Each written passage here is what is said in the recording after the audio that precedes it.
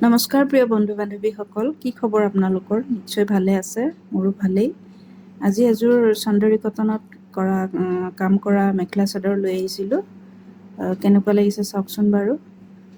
কাপোৰযোৰ এপ্লিক কৰিছোঁ, ফ্লাৱাৰ লেচেদি এপ্লিক কৰিছোঁ আৰু পাটৰ যিখিনি দেখিছে পাতটো মই ফেব্ৰিকেৰে কৰিছোঁ আৰু ছাইডটো কাটৱৰ্ক কৰিছোঁ মেচিনত।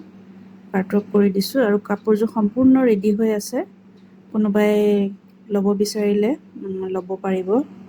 আৰু মই ইয়াৰ আগতে এযোৰ মুগা ৰঙৰ মেখেলা চাদৰ কৰিছিলোঁ। ব্লাউজ পিচটো মোক কাষ্টমাৰে নি পেলাই চিলাই দিছিল।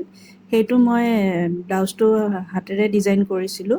লেজি ডেজি ৱৰ্ক কৰা আছিলে আৰু মিৰৰ ৱৰ্ক কৰা আছিলে। ব্লাউজটো চাবচোন আপোনালোকে কেনেকুৱা লাগিছে।